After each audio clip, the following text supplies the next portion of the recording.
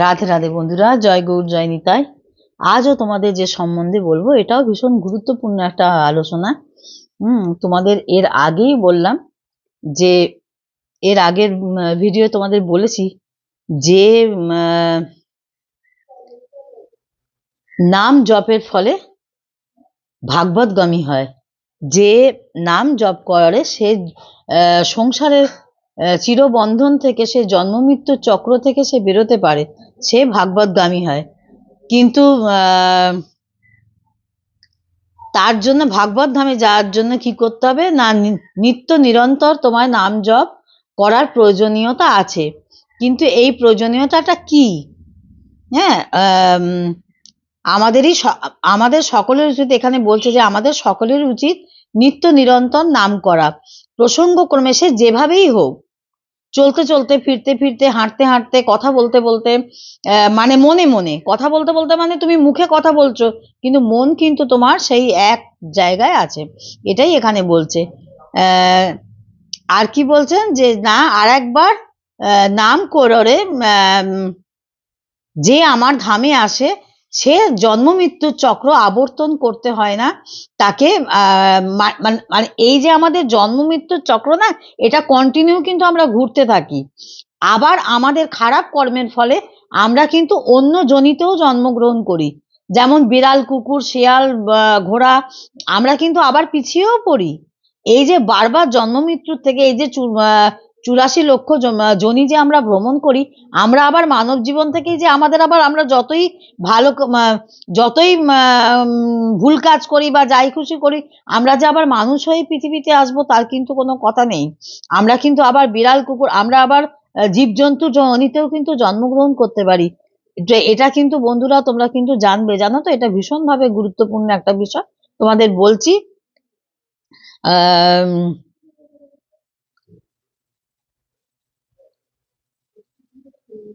তবে একটা কথা বলবো, নিত্য নিরন্তর নাম জপ করার প্রয়োজনীয়তা ঠিক কি? আমার এ বিষয় বলার মানে এই যে বক্তব্যটা যে বলবো, যে নিত্য নিরন্তর নাম জপ করার প্রয়োজনীয়তাটা কি, এর প্রসঙ্গে রামকৃষ্ণদেব কি বলছেন? রামকৃষ্ণদেব বলছেন যে হ্যান্ডেল দিয়ে চালানো মেশিন একবার ঘোরালেই মেশিন চলে, কিন্তু ওই ঘোরানোটা আসার জন্য হ্যান্ডেলটিকে অনেকবার ঘোরাতে হয়। এক্ষেত্রে তাই অসংখ্যবার নাম জপ করতে করতে ওইরূপ নাম জপ হয়। তাছাড়া মানুষের মৃত্যুর সময় যে স্মরণ আসে সেই অনুরূপই তার গতি হয়। মানুষ অভ্যাসের দাস, সারা জীবন যা করবে মানুষের মৃত্যুকালে তাই স্মরণে আসে। সারা জীবন নাম জপ করলেও না আর মৃত্যুকালে তা স্মরণ করবে তা হবে না। সারা জীবন নাম জপ করলে না আর মৃত্যুকালে তার স্মরণ হবে, এটাই এখানে বলতে চাইছেন রামকৃষ্ণদেব, যে সারা জীবন তুমি তাকে ডাকলে না, তার নাম জপ ঠিক করে করলে না, কিন্তু মৃত্যুকালে তাকে তুমি স্মরণ করছো, তাহলে কি সে আসবে? সে কখনোই আসবে না। তোমাকে সারা জীবনই তাকে স্মরণ করতে হবে, সারা জীবন তাকে ডাকতে হবে, সারা জীবন তার শরণাগত হতে হবে, এটাই হচ্ছে আসল কথা। যাই হোক, এই ভাবের কোনো কারণ নেই, এই ভাবের কোনো কারণ নেই, এরকম ভাব করা না করা দুই সমান, এই কথাই বলছেন। মৃত্যুকালে যাতে ভাগবত স্মরণ হয় সেই জন্য সব সময় তার নাম স্মরণ করতে হয়। গীতায় ভগবান বলছেন যে আমার স্মরণ গ্রহণ করে তাকে তিনি নিজ দায়িত্বে উদ্ধার করেন। সত্য যুগে 100 বছর তপস্যা করলে যে লাভ হয়, ক্রেতা যুগে 1 বছর সাধনা করলেও সেই লাভ হয়, দাপর যুগে 1 মাস সাধনা করলে সেই লাভ হয়, আর কলি যুগে 1 দিন কৃষ্ণ নাম জপ করলেই সেই লাভ হয়। তাহলে এর মধ্যে আরো একটা প্রশ্ন আছে, জপ ও ধ্যানের মধ্যে পার্থক্য কি? তোমাদের এটার মধ্যেই এটা বলছি, জপ আর ধ্যান এই দুটোর মধ্যে পার্থক্য কি? এই দুটোর মধ্যে একটা পার্থক্য তো অবশ্যই আছে। শব্দের মাধ্যমে নাম উচ্চারণ করাকেই নাম জপ বলছে। যে গুরু মন্ত্রটা আমাদের গুরুদেব কানে দেয়, সদ্গুরু চরণ আশ্রয় নিয়ে আমি যে ভিডিওটা দিয়েছি তোমাদের, সেটা দেখলেই তোমরা বুঝতে পারবে যে সদ্গুরু চরণ আমরা কিভাবে আশ্রয় করব। যাই হোক, যাদের সদ্গুরু চরণ আশ্রয় করেছো যারা, তারা তো করেইছো, আর যারা করনি তারা করতে পারো। সদ্গুরু চরণ কি করে নির্ধারিত করবে, এটাও একটা বিষয়বস্তু, এটা নিয়েও আমি ভিডিও করেছি, সেটাও তোমরা দেখে নিতে পারো। আর একটা কথা বলবো যে এখন সদ্গুরু চরণ সত্যি কথা বলতে কি পাওয়া যাচ্ছে না। তাদের একটা, তোমাদের একটা টিপস দিচ্ছি, তারা একটা কাজ করো।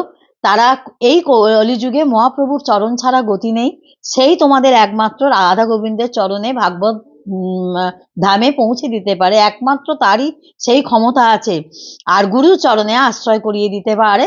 এবার তুমি তাকে, মহাপ্রভুকে তুমি গুরু মানতে পারো, মহাপ্রভুকে গুরু মেনে সর্বক্ষণ মহামন্ত্র জপ করতে পারো।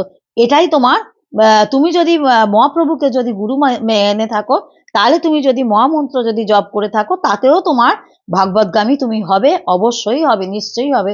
কারণ সেখানেও তোমার হরে কৃষ্ণ কৃষ্ণ কৃষ্ণ হরে হরে, হরে রাম রাম রাম হরে হরে, সেখানে কৃষ্ণকে ডাকা হচ্ছে, রামকে ডাকা হচ্ছে। আবার শিবকেও, শিব হচ্ছে বড় বৈষ্ণব, শিবকেও স্মরণ করা হচ্ছে। হরে অর্থাৎ শিব, তোমরা সকলেই জানো, আমার আর নতুন করে এগুলো বলার কিছু নেই, তাও বলতে বলতে বন্ধুরা বলে ফেলি অনেক কথা। যারা জানো তারা তো জানোই, আর যারা জানো না তাদের জানা হয়ে যায়, এই আর কি। যাই হোক, বেশি কথা বলছি না, অল্প কথার মধ্যেই বলছি। শব্দের মাধ্যমে নাম উচ্চারণ করাকেই নাম জপ বলা হচ্ছে। আমরা জানতে চাইছি যে জপ আর ধ্যানের মধ্যে পার্থক্য কি, ধ্যান কাকে বলে আর জপ কাকে বলে, এইটা সম্বন্ধেই আমরা শুনবো। আর হৃদয় ইষ্টমূর্তি কল্পনা করে স্মরণ করাকে ধ্যান বলে। তুমি ধরো তোমার ইষ্ট মূর্তিকে, মানে ইষ্ট দেবতাকে বা ইষ্ট মূর্তিকে, তুমি যে ভগবানকে পুজো করো, তোমাকে তুমি একটা কথা তোমাদের বলবো, বলতে বলতে, আচ্ছা ঠিক আছে, এই লাইনটা আমি বলিনি, তারপর তোমাদের বলছি। কল্পনা করাকে, কল্পনা করে স্মরণ করাকে ধ্যান বলে। আর নাম জপ ও ধ্যান একই সঙ্গে করলে দ্রুত ফল লাভ হয়, এটা এখানে বলছে, দ্রুত ফল লাভ হয়। আর একটা কথা তোমাদের বলছি যে তোমরা যে যাই করো না কেন, যে যা ব্রত করো না কেন, সেই সব ব্রত হচ্ছে বার ব্রত, আর একাদশীর ব্রত হচ্ছে হরিব্রত, এইটা তোমাদের বললাম। আর একটা বলবো, এই ভগবান শ্রীকৃষ্ণ সকলকে কিন্তু ডিপার্টমেন্ট ভাগ করে দিয়েছে। হ্যাঁ, তোমাকে বিদ্যার জন্য সরস্বতী ঠাকুরের কাছে যেতে হবে, সরস্বতী ঠাকুরের কাছে গিয়ে তোমাকে বিদ্যে বুদ্ধি চাইতে হবে। আবার তোমার যদি অর্থের প্রয়োজন হয়, তখন তোমাকে লক্ষ্মীর কাছে যেতে হবে। আবার যদি তোমার সন্তানের দরকার পড়ে, তখন তোমায় কার্তিক ঠাকুরের কাছে যেতে হবে। ব্যবসার দরকার পড়লে গণেশের কাছে। এরকম প্রত্যেকটা দেবদেবীর কাছে ডিপার্টমেন্ট ভাগ করে দিয়েছে। এনারা কিন্তু প্রত্যেকে দেবদেবী। আমরা কিন্তু এখনো অনেকেই জানি না ভগবান কাকে বলা হয়, ভগবান কাকে বলা হয় আর দেবদেবী কাকে বলা হয়। দেবদেবীর মধ্যে কিন্তু পার্থক্য আছে, আবার ভগবানের মধ্যেও পার্থক্য আছে। ভগবান হচ্ছে স্বয়ং শ্রীকৃষ্ণ। হ্যাঁ, তোমরা এটা যারা জানো তারা তো জানোই, আমি আবার বারবারই বলছি, ভগবান হচ্ছে শ্রীকৃষ্ণ। এই ভগবানের কাছে তোমাকে তুমি কারোর কাছে গেলে, তুমি যদি মা লক্ষ্মীর কাছে যাও, তুমি যদি শ্রীকৃষ্ণের তুমি যদি কার্তিকের কাছে যাও, তুমি যদি গিয়ে যদি গোবিন্দ কৃপা পেতে চাও, রাধারানীর কৃপা পেতে চাও, তোমাকে কিন্তু তারা পাইয়ে দিতে পারবে না। তারা কিন্তু তোমাকে পাইয়ে দিতে পারবে না। কেন তারা পাইয়ে দিতে পারবে না? কারণ তাদের সেই পারমিশন নেই, তাদের সেই পারমিশন নেই। তারা কিন্তু রাধারানীর কৃপা আর হরি কৃপা কিন্তু তোমাকে, গোবিন্দ কৃপা কিন্তু পাইয়ে দিতে পারবে না। সেইটার জন্য একমাত্র তোমাকে মহাপ্রভুকে স্মরণ করতে হবে। এই কলিযুগে মহাপ্রভুকে যদি না স্মরণ করো, তখন কিন্তু তুমি গোবিন্দ চরণ পাবে না। আর গোবিন্দ চরণে আশ্রয় যদি না পাও তুমি, তাহলে কিন্তু তুমি রাধারানীর কৃপা যদি না পাও, গুরু কৃপা না পাও, ভাগবত কৃপা না পাও, তাহলে কিন্তু তুমি ভাগবতগামীও হতে পারবে না।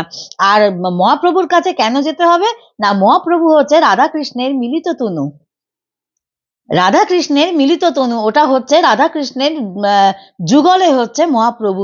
যার জন্য কিন্তু মহাপ্রভুর একমাত্র কিন্তু ক্ষমতা ছিল যে তোমায় গোবিন্দ চরণ পাইয়ে দেবে, রাধারানীর কৃপা পাইয়ে দেবে, রাধারানীর চরণ পাইয়ে দেবে। এটা কিন্তু তোমরা বন্ধুরা ভীষণভাবে কিন্তু ভালোভাবে শোনো।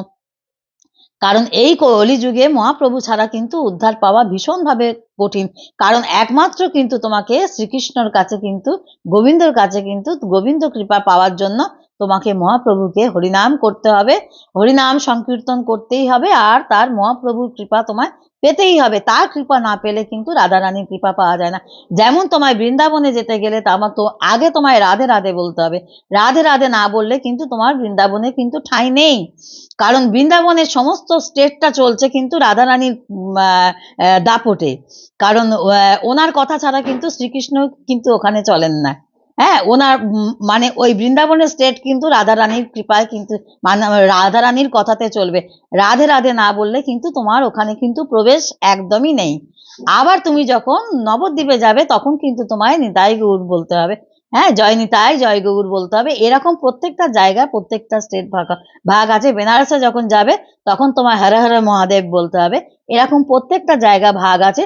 কিন্তু সেই জন্যই তোমাদের বারবার বলছি, কলির যুগে মহাপ্রভুর কৃপা ছাড়া তোমাদের কিন্তু, তোমরা কেউ গোবিন্দ কৃপা রাধারানীর চরণ কিন্তু পাবে না। আগে তাকে স্মরণ করবে, তাকে ফুল দেবে, তাকে পুজো করবে, পঞ্চতত্ত্বকে স্মরণ করবে, পঞ্চতত্ত্বের ছবি ঘরে রাখবে। এইগুলো রাখলে তবে কিন্তু তুমি ভাগবতগামী হবে। আর সারা দিনে সর্বসময় বলবো অজপা জপ করতে পারো, যারা সময় যাদের কম, অজপা জপ করে যেতে পারো। হরে কৃষ্ণ মহামন্ত্র কন্টিনিউ তুমি মুখে জপ করতে পারো। আবার কথা বলবে যখন কথা বলবে, আবার বলবে যখন তখন বলবে। এইভাবেই তোমরা কিন্তু দিনান্তে অনন্ত সময় কিন্তু জপ করতে পারো। তার জন্য কিন্তু অনেক কিছু নিয়ম নিষ্ঠার দরকার নেই। শুধু একটা কথাই বলবো যে শুদ্ধ বস্ত্রে সবসময় যে করতে পারবে তা না। যখন তুমি বসে মালা জপবে, আমি তোমাদের একটা কথা বলবো, অজপা জপ যখন করবে তখন তোমার জামা কাপড় না ছাড়লেও চলবে। তখন তোমার জামা কাপড় বা স্নানের কোনো প্রয়োজন নেই। অজপা জপ সবসময় করতে পারবে। এটা নিয়ে তোমাদের একদিন একটা ঘটনা বলবো। মহাপ্রভু নিজেও যখন বলতে বলতে বলে ফেলছি, মহাপ্রভু নিজেও সর্বক্ষণ যখন নাম জপ করতেন, তখনও কিন্তু মহাপ্রভু যখন বাথরুমে যেতেন বা যখন শৌচাগারে যেতেন, তখন কিন্তু নিজের জিভটাকে দাঁতে করে কামড়ে ধরে থাকতেন। একদিন তার সঙ্গে যে ছেলেটি সাথে থাকতো, সে তখন বলল যে তুমি কেন এরকম দাঁতে করে আটকে রেখে দিচ্ছ জিভটা? তা তখন বলছে যে আমার অভ্যাস হয়ে গেছে, তো আমি সবসময় এখন আমি মলমূত্র ত্যাগ করতে যাচ্ছি, আমি কি করে এখন ঠাকুরের নাম জপবো? এখন তো করা যাবে না। তখন সেই ছোট্ট ছেলেটি তখন মহাপ্রভুর সাথে সবসময় থাকতো। মহাপ্রভু যখন শৌচাগারে যেতেন, স্নান করতে যেতেন, তখন মাঠে যেতেন, তখন ওই ছেলেটি সবসময় যেতেন। তখন ওইটুকু বালক তাকে এই কথা বলেছিলেন যে এই শৌচাগারে গিয়ে যদি তোমার যদি প্রাণটা বেরিয়ে যায়, তাহলে তো আর তোমার হরিকে ডাকা হলো না। তখন তুমি কি করবে? তুমি তো সারাক্ষণই হরিকে ডাকছো, হরির নাম জপ করছো, শ্রীকৃষ্ণকে ডাকছো, রাধারানীকে ডাকছো, কিন্তু তখন যদি তোমার যদি প্রাণটা যদি চলে যায়, তখন তোমার কি হবে? সে কথা কি তুমি ভেবে দেখেছো? সেই থেকে মহাপ্রভুর তখন ওইটুকু বালকের কথা শোনার পর থেকে তখন আর মহাপ্রভু আর জীবকে কামড়ে ধরতে পারতেন না। যাই হোক, বলতে বলতে অনেক কথা বলে ফেলাম। এটা একটা ছোট্ট ঘটনা, এটাও ভাগবতের কথা তোমাদের বললাম, তোমাদের সঙ্গে শেয়ার করলাম। আমি সবকিছুই বলি, শেয়ার করতে ভালো লাগে। ভিডিওটা অনেক বড় হয়ে গেল। তোমরা সকলে দেখো, কেউ স্কিপ করো না। দেখতে দেখতে ভালো লাগা, ভালো লাগতে লাগতে ভালোবাসা, শুনতে শুনতেও ভালোবাসা। আর তোমরা কমেন্টে বলো আর কি কি শুনতে চাও, কি কি জানতে চাও। ততক্ষণ সকলে সুস্থ থেকো, ভালো থেকো। আর ততক্ষণ জয় গৌর, জয় নিতাই, রাধে রাধে। আবার পরবর্তী ভিডিওয়ে তোমাদের সঙ্গে দেখা হবে। আর কি কি শুনতে চাও অবশ্যই জানাবে। কারোর কোনো প্রশ্ন থাকলে সেগুলোও বলবে। রাধে রাধে।